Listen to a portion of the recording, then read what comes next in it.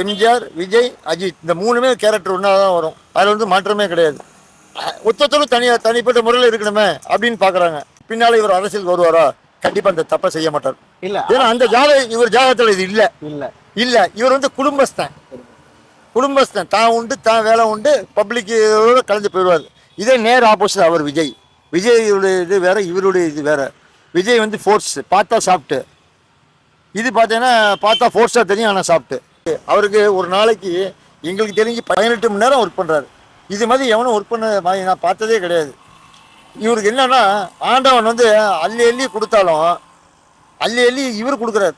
அது ஒரு பெரிய விஷயம். நான் பேட்டி கொடுத்தேன், இந்த மாதிரி இந்த படம் வெற்றி அடைஞ்சிருக்கு, அவருக்கு என்ன செய்ய போகிறீங்கன்னு. அது எங்கே போய் விழுந்தது, யார் போய் சொன்னாங்கன்னு தெரில. சென்ட்ரல் கவர்மெண்ட்லேருந்து அவருக்கு பதக்கம் வருது, எவ்வளோ பெரிய விஷயம். அதனால ஈஸியாக நிறைய சொல்கிறோம், அந்த ஆள் கீழே விழுந்து உடையிறா, கால் உடையுது, ரிஸ்க் எடுக்கிறதாண்டா செய்வோம்ப்பா. இந்த டிவி சேனலில் ஒரு 2 பேர் இருக்கீங்க, நான் பேர் சொல்ல விரும்பலை, ஏன்னா நான் அதை சொன்னேன்னு வச்சிங்களேன், நான் வாயை கழுவுறமாக ஆகிடும். ஒரு 2 பேர் இருக்கீங்க, அடுத்தவங்களை விமர்சனம் பண்ணுறது, சினிமா நடிகளை விமர்சனம் பண்ணுறது, கஷ்டப்பட்டு மேலே விமர்சனம் பண்ணுறதுன்னு ஒரு 2 பேர் இருக்கீங்க. அந்த 2 பேருக்கு மூஞ்சில் அடித்த மாதிரி பண்ணார் படம். அந்த படம் விடாமுயற்சி படம், ஃபெயிலியர். முதல்ல 2 பேர், அந்த 2 பேர் கலாய்க்கிறவங்க சொன்னாங்க. கடைசி ஆண்டவன் தரக்கான்ல சரியான தீர்ப்பை கொடுத்தான். ப்ரொடியூசருக்கு நல்ல வருமானம், இவனுக்கு நல்ல பேர். இதோட பெரிய விஷயம் என்ன தெரியுமா, இவங்களுக்கு திருப்பி ஆண்டவன் ஒரு வழி பண்ணான். இனிமேல் அவன்கிட்ட விளையாடாடா, அவன் தெய்வ குழந்தை அப்படின்னு சொல்லித்தான் இது வரைக்கும் சினிமா நடிகர்லேயே அவங்க தொழிலில் தான் பேர் வாங்கியிருப்பாங்க. இந்த மனுஷன் தான் என் நாட்டுக்கே ஃபஸ்ட்டு பேர் வாங்கி கொடுத்தான், பட்டம் வாங்கி கொடுத்தது.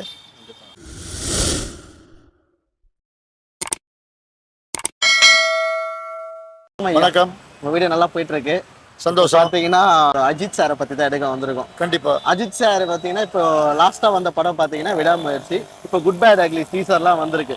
ஸோ இதுக்கப்புறம் அவரோட படங்கள் வந்து தொடர்ச்சியாக வருமா, எவ்வளோ எதிர்பார்க்குறோம், அதை பற்றி உங்களுடைய கருத்து? கடைசியாக படம் என்னது, விடாமுயற்சி. அதுக்கு அவருக்கு கிடைத்த பரிசு விடாமுயற்சி. அதாவது ஒத்த பாயில் வந்து பாயில் ஓடிவிடுவான். இவர் வந்து எடுக்கும் போதே செலக்டடாக இருக்கிறாரு. சினிமாவா செலக்டட், கார் ரேஸா செலக்டட், 2 வீலர் ரேஸா ரைட், 3. இந்த 3ல் எப்படி நம்ம பண்ணுறது? சினிமா எடுத்துக்கிட்டிங்கன்னா அவர் படம் வந்து தோல்வின்லாம் ஒன்றும் சொல்லவே முடியாது. வேறு அதாவது இவருக்கு ஆகாதவன், பிடிக்காதவன் அவன் தான் விமர்சிப்பான். ஏன்னா இவர் வந்து ஏணியில் ஒவ்வொரு ஸ்டெப்பும் ஒரு 20 ஸ்டெப் இருக்குன்னா 1, 2, 3 நாள் கஷ்டப்பட்டு ஏறுறோம், மூச்சு திணறும். அந்த அளவுக்கு பெரிய ஏணி. அப்போ போட்டி போடுறோம், ஏறணும். நீ நோகாமல் உங்களுக்கு ஏணியை படுக்க போட்டு நான் ஏறிட்டேன்னு சொல்கிறது புதுசாச்சலம் கிடையாது. இவர் உண்மையாக ரியலாக கஷ்டப்பட்டு ஒவ்வொரு கேரக்டரும் தான் கீழே இருக்கிற ரைட் பாய்லேருந்து ஆரம்பித்து ப்ரொடியூசர் வரைக்கும் இது வரைக்கும் என்ன ஒரு கெட்ட பேர் இருக்கான்னு பாருங்கள். ஒரு படம் கூட இப்போ பாதியில் பிரேக் ஆனதே கிடையாது. எல்லா படமும் சக்ஸஸ். அதுக்கு என்ன காரணம்? ஒரு மனிதனுக்கு ஆண்டவன் வாய்ப்பு கொடுப்பான், அந்த வாய்ப்பை நம்ம பயன்படுத்திக்கணும். இவருக்கு என்ன குறைச்சல்? நல்ல மனைவி. அந்த மனைவி வந்த பிறகு தான் இவருக்கு லக்கு. அந்த பொண்ணு வந்த பிறகு தான் லக்கு. அதே மாதிரி நீங்கள் எடுத்தீங்கன்னா நல்ல குழந்தைகள். 2வது கேரக்டர் வாய்ஸ் எதுவுமே கிடையாது. பாலிடிக்ஸ் போகிறது கிடையாது, பாலிடிக்ஸ் பற்றி பேசுகிறது கிடையாது. 2வது அடுத்தவங்களை குறை சொல்கிறது கிடையாது. தான் உண்டு, வேலை உண்டு. அதாவது ஒரு மனுஷனுக்கு ஏதாவது ஒரு கெட்ட பழக்கம் இருக்கும். கெட்ட பழக்கம் இல்லாத மனிதனே சொல்ல முடியாது. ஒருத்தன் அதிகமாக ஒரு நாளைக்கு ஸ்வீட் சாப்பிடுவோமா, ஒருத்தன் ஒரு நாளைக்கு ஜூஸ் குடிக்கிறவன் இருப்பான். இவருக்கு ஒரே வெறி, ஒரே பழக்கம் என்னன்னு கேட்டிங்கன்னா, அந்த மைண்ட் டைவர்ட் எல்லாருக்கும் வேணும். சில பேர் புத்தகம் படிக்கணும், சில பேர் டிவி பார்க்கணும். அதுக்காண்டி பொழுதுன்னைக்கும் பண்ணக்கூடாது. ஒரு 2 hours 3 hours ஒரு யூடியூப் சேனல் பார்க்குறீங்க, ஏதோ ஒரு என்டர்டெயின்மெண்ட்டு. அப்படி என்டர்டெயின்மெண்ட் எடுத்துக்கிட்டிங்கன்னா அஜித்துக்கு வந்து பைக்கும் காரும் தான், 2 தான். 2த்தையும் சக்ஸஸ் ஆகணும். நிறைய பேர் என்ன பண்ணாங்க, இந்த டிவி சேனலில் ஒரு 2 பேர் இருக்கீங்க, நான் பேர் சொல்ல விரும்பலை, ஏன்னா நான் அதை சொன்னேன்னு வச்சிங்களேன், நான் வாயை கழுவுறமாக ஆகிடும். ஒரு 2 பேர் இருக்கீங்க, அடுத்தவங்களை விமர்சனம் பண்ணுறது, சினிமா நடிகளை விமர்சனம் பண்ணுறது, கஷ்டப்பட்டு மேலே விமர்சனம் பண்ணுறதுன்னு ஒரு 2 பேர் இருக்கீங்க. அந்த 2 பேருக்கு மூஞ்சில் அடித்த மாதிரி பண்ணார் படம். அந்த படம் விடாமுயற்சி படம், ஃபெயிலியர். முதல்ல 2 பேர், அந்த 2 பேர் கலாய்க்கிறவங்க சொன்னாங்க. கடைசி ஆண்டவன் தரக்கான்ல சரியான தீர்ப்பை கொடுத்தான். ப்ரொடியூசருக்கு நல்ல வருமானம், இவனுக்கு நல்ல பேர். இதோட பெரிய விஷயம் என்ன தெரியுமா, இவங்களுக்கு திருப்பி ஆண்டவன் ஒரு வழி பண்ணான். இனிமேல் அவன்கிட்ட விளையாடாடா, அவன் தெய்வ குழந்தை அப்படின்னு சொல்லித்தான் இது வரைக்கும் சினிமா நடிகர்லேயே அவங்க தொழிலில் தான் பேர் வாங்கியிருப்பாங்க. இந்த மனுஷன் தான் என் நாட்டுக்கே ஃபஸ்ட்டு பேர் வாங்கி கொடுத்தான், பட்டம் வாங்கி கொடுத்தது. அடி நான் பேட்டி கொடுத்தேன், இந்த மாதிரி இந்த படம் வெற்றி அடைஞ்சிருக்கு, அவருக்கு என்ன செய்ய போறீங்கன்னு. அது எங்கே போய் விழுந்தது, யார் போய் சொன்னாங்கன்னு தெரில. சென்ட்ரல் கவர்மெண்ட்லேருந்து அவருக்கு பட்டம் பதக்கம் வருது.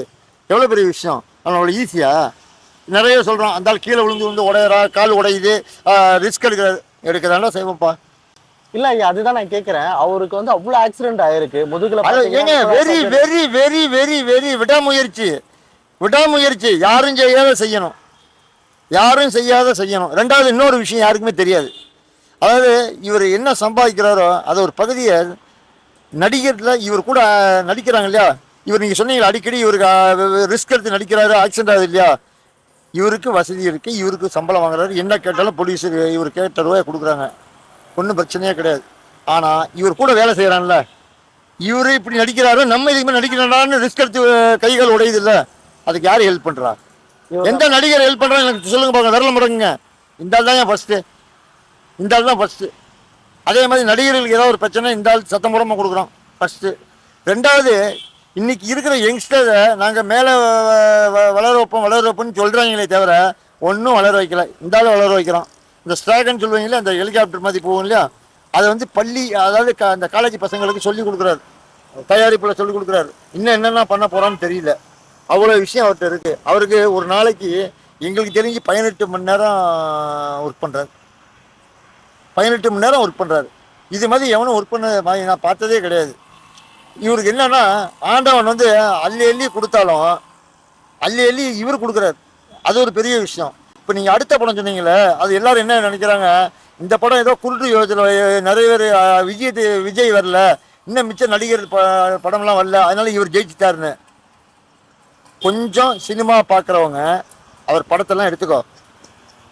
இப்போ எவன்லாம் ஊற்றி கழுவுறானோ அவனுக்கு நான் கழுவி ஊற்றுறேன். அவர் படம் ஒரே ஒரு படம், வில்லன் படம் எடுங்க. வில்லன் டபுள் கேரக்டர், ஆமாம், 2 ரோல். மூஞ்சி எப்படி பண்ணுவார் தெரியுமா? சரி மங்காத்தா ஃபேஸு, அவன் குழந்த மாதிரிடா, குழந்தையும் நடிக்கிறான், ஆக்ரோஷமாகவும் வரான், டான்ஸில் சக்ஸஸ்ஸு, ஃபைட்டில் சக்ஸஸ்ஸு. உனக்கு என்ன எதில் இருந்தாலும் இல்லை, கேட்க அள்ளி கொடுக்குறான் டைரக்டருக்கு. உனக்கு என்ன அவனை எடுத்துக்கோ என்கிட்ட அவ்வளோ இருக்குது, ஆண்டவன் கொடுத்துருக்கான். எல்லாருக்கும் அந்த வாய்ப்பை கொடுக்கல. ரெண்டாவது, ஒரு மனுஷன் மேலே போகும்போது அகந்தையில் கீழே விழுவான். இந்த ஆள் அகந்தையில் எங்கேயாவது ஒரு பேசியிருக்கானா? எவன் கூப்பிட்டாலும் கதவை பூட்டிட்டு போயிடுவான், வரமாட்டான். வெளி விஷயத்துக்கு எங்கேயாவது நீங்கள் ஒரே ஒரு ஃபங்க்ஷன் தான் வந்தார். அதுலேயும் தன்னுடைய கருத்தை பதிவிடுறதுக்காண்டி வந்தார். இந்த மாதிரி எல்லாரும் வரணும்னு அவசியம் கிடையாது, அவங்களோட வேலைகள்லாம் இருக்கும். எங்களை மிரட்டி வர வச்சாங்க அப்படின்னு ஒரு இதை மெசேஜை பதிவு வைக்கிறதுக்காண்டி ஒரு மீட்டிங் வந்தார் தவிர வேற ஏதாவது மீட்டிங் வந்தாரா? அதே மாதிரி நான் சொன்ன பிறகு தான், பேட்டி கொடுத்த பிறகு தான், நான் நடிகர் சங்கத்துலேருந்து அவருக்கு பாராட்டு விழா வைக்கணும்னு, அதுக்கப்புறம் வைக்கிறேன்னு இருக்காங்க. என்ன விதத்தில் இருந்தாலும் குறைச்சல். நம்ம தமிழன்டா, நம்ம ஆள், நம்ம தமிழ்நாட்டில் வந்து படம் நடிக்கிறோம். ரெண்டாவது, வெளிநாட்டில் போய் பேர் வாங்கி கொடுத்துருக்கான். அவனை தூக்கி விடாமல் அவனை பேசாமல் வேறு யாரையா பேசுறது? அரசியல்வாதியை பேசி என்ன பண்ண போகிற? என்ன பிரயோஜனம்? இவன் கஷ்டப்பட்டதுக்கு இப்படி செஞ்சாதான் நாளைக்கு இவனுக்கு கீழே, அஜித்துக்கு கீழே வர நடிகர்கள் பரவாயில்ல, அவருக்கே இது கிடைச்சிருக்கு, நம்ம இதை அச்சீவ் பண்ணணும்னு நினச்சி வருவானா மாட்டானா? கண்டிப்பாக வரும். அந்த ஒத்துழைப்பு வேணும்ல. நான் இன்னும் மக்களுக்கு சொல்ல, இது போராது, அவருக்கு இந்த பாராட்டு போராது. இதை அவர் ஒரு அரசியல் கட்சியில் நுழைஞ்சிருந்தாரு வைங்க, எங்கேயோ தூக்கி கொண்டாடி இருப்பாங்க. ஆனால் இவர் எனக்கு அது வேணாம், அரசியல் வேணாம், ஓட்டு போடுறதுக்கு போவார். அது அவர் பர்சனல். மீது அனாவசியமாக எந்த விஷயத்துக்கு வரமாட்டார். நீங்கள் சப்போஸ் கேள்வி கேட்க நினைக்கிறீங்கன்னு எனக்கு தோணுது. சார் பின்னால் இவர் அரசியலுக்கு வருவாரா? கண்டிப்பாக அந்த தப்பை செய்ய மாட்டார். இல்லை, ஏன்னா அந்த இவர் ஜாதகத்தில் இது இல்லை. இவர் வந்து குடும்பஸ்தன், தான் உண்டு, தான் வேலை உண்டு, பப்ளிக்கோட கலந்து போயிடுவார். இதே நேர் ஆப்போசிட் அவர் விஜயுடைய இது வேற, இவருடைய இது வேற. விஜய் வந்து ஃபோர்ஸ், பார்த்தா சாப்பிட்டு, இது பார்த்தீங்கன்னா பார்த்தா ஃபோர்ஸாக தெரியும், ஆனால் சாப்பிட்டு. கேரக்டரை பொறுத்த வரைக்கும் ஏதோ ஆண்டவன் அவருக்கு நல்ல மனைவியை கொடுத்துருக்கான், ஏதோ ஓரளவு படம் ஓடுது, ரிலாக்ஸு. இன் ஃபியூச்சர் பிள்ளைங்கள் இங்கே படிக்கிறதுக்காண்டி அவர் இருக்கார். கொஞ்சம் அந்த பிள்ளைங்கள்லாம் மேல் வரைக்கும் வந்துருச்சுன்னா வெளிநாடு போயிடுவார்.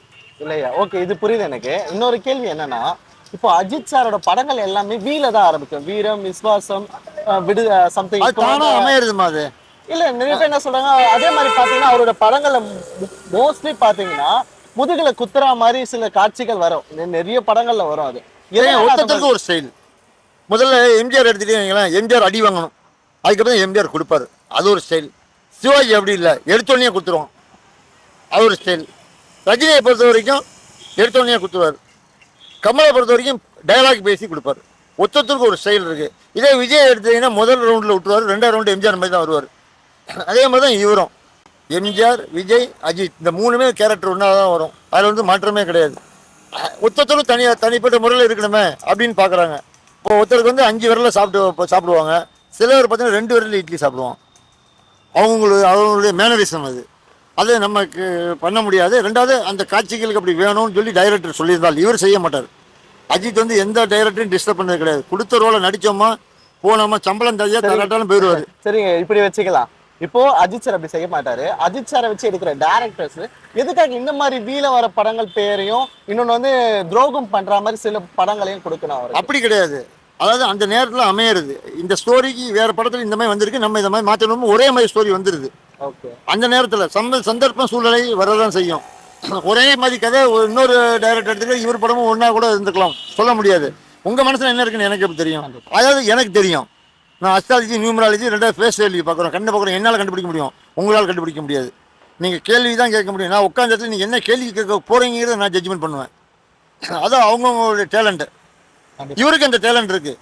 இவர் 2வது இங்கே வந்து ஒரு விஷயத்த, அதாவது இவங்கெல்லாம் நம்ம சொல்கிறதெல்லாம் வந்து எம்ஜிஆர் எடுத்துங்க, விஜய் எடுத்துங்க, அஜித் எடுத்துங்க, இவங்கெல்லாம் வந்து சினிமா பார்க்கறதுக்காண்டி மக்கள் வரல.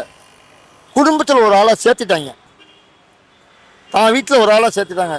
அண்ணனாவோ தம்பியாவோ அந்த மாதிரி சேர்த்துட்டாங்க. சித்தப்பா பையன், பெரியப்பா பையன், ஏதோ உறவு முறையை கூட வச்சுக்கலாம். அந்த மாதிரி பழகிட்டாங்க. ஆரம்பத்துலேருந்து வந்துட்டாங்க. இப்போ எம்ஜிஆர் அது மாதிரி தான் வச்சுருந்தாங்க, அப்பா வச்சுருந்தாங்க, அண்ணனா வச்சுருந்தாங்க, தம்பியாக பழக இருக்காங்க. ஆனால் இவங்க 2 பேருக்கும் அந்த சான்ஸ் வந்திருக்கா, இறைவன் கையில் அது. அந்த சான்ஸ் கொடுத்துருக்காங்க. 2 பேரும் அதை மிஸ்யூஸ் பண்ணல. கரெக்டாக ரொம்ப லெவலாக போகிறாங்க. 2வது இவ்வளோ சின்ன வயசில் இவங்க மேலே வந்தது காட் கிஃப்ட். எல்லாரும் இன்னைக்கு இவ்வளோ நேரம் இத்தனை வயசில் வர்றாங்க.